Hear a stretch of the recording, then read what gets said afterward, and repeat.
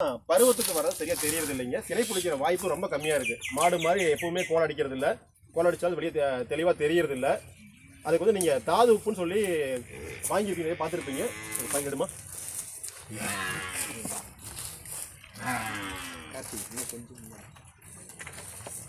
இந்த தாது உப்பு கலவைங்க ஆவினில் கிடைக்கிற கிலோ 55 ரூபா. நம்ம துறையில் வந்து உங்களுக்கு இலவசமாகவே தர்றோம், மக்கள் பழகட்டும் அப்படிங்கிறதுக்காக.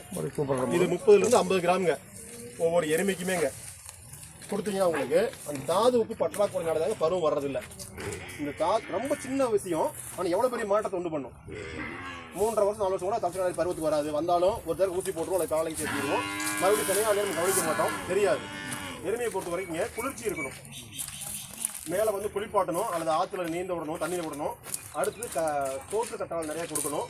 குடற்புழு மருந்து, இந்த தாது உப்பு, இதை மட்டும் பண்ணிட்டீங்கன்னா உங்களுக்கு எருமையில் உள்ள இடையூறுகள், வளர்ப்பில் உள்ள இடையூறுகள் வந்து பெரும்பான்மை குறைச்சிடலாம்.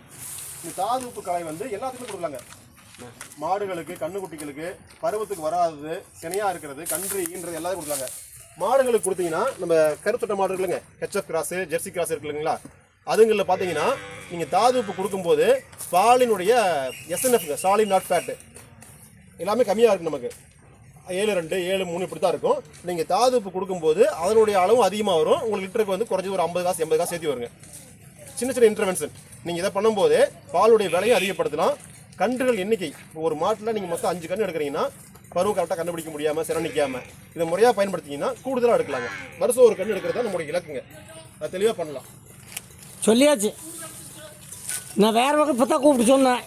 அதே மாதிரி மாடு பருவத்துக்கு வந்தோடனே உடனடியாக நீங்கள் வந்து செயற்கை முறை கருவத்தில் பண்ணாமல் அந்த பருவம் கொஞ்சம் குறையும் போது நீ இல்லைன்னு சொன்னீங்கன்னு தான் நான் உடனே சொல்லிவிட்டேன்.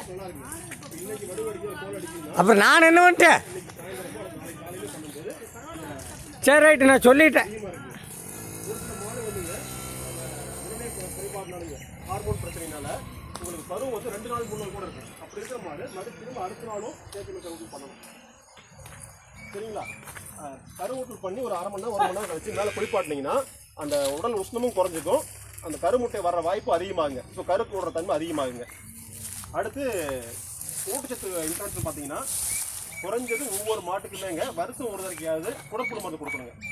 கன்றுகளுக்கு 3 மாதத்துக்கு கொடுக்கணுங்க. நீங்கள் குடற்புழு மருந்து வந்து நம்ம கால்நடை மருத்துவத்திலே கிடைக்கும், நீங்கள் வாங்கிக்கலாம். இப்போ நீங்கள் கொண்டாந்து மாடுகளுக்கு நீங்கள் இங்கே கொடுத்துருவாங்க, அதை பண்ணிக்கலாங்க.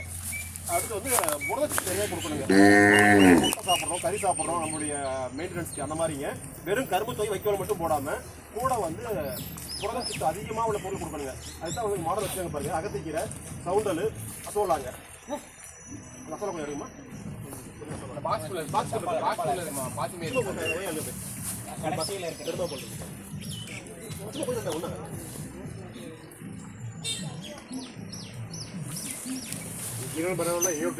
மாலை கூட குறைஞ்சி இல்லைங்க, எல்லா பக்கமும் கொஞ்சம் குறைஞ்சிருக்கு. மாதத்தில் மட்டும் 1700 மாடு. இது வந்து அசோலான்னு சொல்லி தீவன பாசிங்க. நம்ம பாலியில் பார்த்துருப்போங்க பாசான் மாதிரி. இதில் ஒரு வகையான பாசான் தாங்க. இது வளர்க்குறது ரொம்ப ரொம்ப எளிமையான விஷயங்க. அதே சமயம் உங்களுக்கு அதிகமான ப்ரோட்டீன் கிடைக்கும். இப்போ நீங்கள் வைக்கோலில் தீவனப்புல்லாம் பார்த்தீங்கன்னா, இப்போ மாட்டு தீவனப்புல்லுங்க, சோளத்தட்டுலாம் பார்த்தீங்கன்னா உங்களுக்கு ஒரு 8-10% தான் உங்களுக்கு ப்ரோட்டீன் இருக்கும். இதில் 25%. நீங்கள் 1 கிலோ கொடுத்தீங்கன்னா 1/4 கிலோ ப்ரோட்டீன் கிடைக்கும் மாடுகளுக்கு. மாடுகள், கோழிகள், ஆடுகள் எல்லாத்துக்கும் கொடுக்கலாம். ஈவன் நாமளே பயன்படுத்தலாங்க. வளர்ப்பு ரொம்ப ரொம்ப எளிமைங்க. ஒரு பாத்தியில் அல்லது ஒரு தொட்டியில் தண்ணி விட்டுங்க, கொஞ்சோண்டு சாணம் போர் மண் லைட்டாக கரைச்சிட்டு இந்த மாட்டுச்சாணங்க போர் பண்ணுங்க, சும்மா கொஞ்சோண்டுங்க, அது மினரல்ஸ்க்காகங்க போட்டு நீங்கள் இந்த பாசானம் விட்டிங்கன்னா அது தானாக பறந்துருங்க. தண்ணி மட்டும் அப்போ மாற்றிக்கிட்டு இருக்கணும். கொஞ்சோண்டு விதை பாசம் தனியாக வச்சுக்கணுங்க. சாரல் மழை பெய்யும் போது அது ஒரு ஃபங்கல் வைரல் மாதிரி விழுந்துங்க, ஃபுல்லாக விதை வரைக்கும் பூரா அழிஞ்சு போயிடும். கொஞ்சம் எடுத்து வச்சுக்கணும். நீங்கள் நம்ம வீட்டில் தயிர் பெற வைக்கிற மாதிரி தாங்க, வேறு ஒன்றும் இல்லைங்க. இதை நீங்கள் வந்து ஒரு நாள் விட்டு ஒரு நாள் எடுத்து தண்ணியில் அலசி கொடுத்தீங்கன்னா அவ்வளோ சீப் அண்ட் குவாலிட்டி போட்டு கிடைச்சி வச்சுங்களேன். கோழி அதிகமாக இருந்ததுன்னா கோழி உள்ளே பூந்து பழகிடக்கூடாதுங்க. இது வளர்த்து ஒரு 2 இடையூறு தாங்க. ஒன்று கோழி சாப்பிட்டு போச்சுன்னா உள்ளே பூந்துடும், டோட்டலாக காலி பண்ணிடும். இன்னொன்று சாரல் மழை பெய்யும் போதுங்க அந்த வைரஸ் வரனால விதை கூட லெவலில் அழிஞ்சு போயிடும். ரொம்ப எளிமையான வகையில் நீங்கள் தீவன செலவில் இப்போ மாடு வளர்த்தது 2 செலவு தான் அதிகங்க. ஒன்று வந்து தீவனங்க, உங்களுக்கு மாட்டு தீவனம் வாங்குறோம், பருத்தி ஓட்டை வாங்குறோம், புண்ணாக்கு வாங்குறோம், அது ஒன்றுங்க. அடுத்து மெயின்டெனன்ஸ். இதில் தீவன செலவு இன்டர்வென்ஷன் பண்ணினாவே உங்களுக்கு ஏகப்பட்ட செலவுகள் குறையும். அதுக்கு வந்து ஒரு ரொம்ப எளிமையான இப்போ விஷயம். மழை பெஞ்சதுன்னா தொந்தரவு அப்படிங்கனால வீட்டுக்குள்ள தொட்டி இல்லைங்க, மேலே கொஞ்சம் நிழல் கொஞ்சம் வெயில் வைக்கங்க. Okay sir. தென்னை மரத்து நிழல் வைக்கலாங்க. நம்ம வலை மாதிரி கட்டி வைக்கலாம். சரி. முழுக்க முழுக்க வெயில் படவும் கூடாது, ரொம்ப நிழலாவும் இருக்கக்கூடாதுங்க. மழை பெஞ்சப்ப படுது அந்த மாதிரி இது போட்டு கொத்தமல்லி கீரை வளர்த்துறோம் இல்லைங்களா, கிட்டத்தட்ட அந்த மாதிரிங்க. மழை பெஞ்சா மேலே தென்னை மட்டை கூட போட்டு கொஞ்சம் கொத்தமல்லி கீரை வளர்த்துற மாதிரிங்க. Okay sir. இது வந்து உங்களுக்கு கோழிகளுக்கும் கொடுக்கலாம்.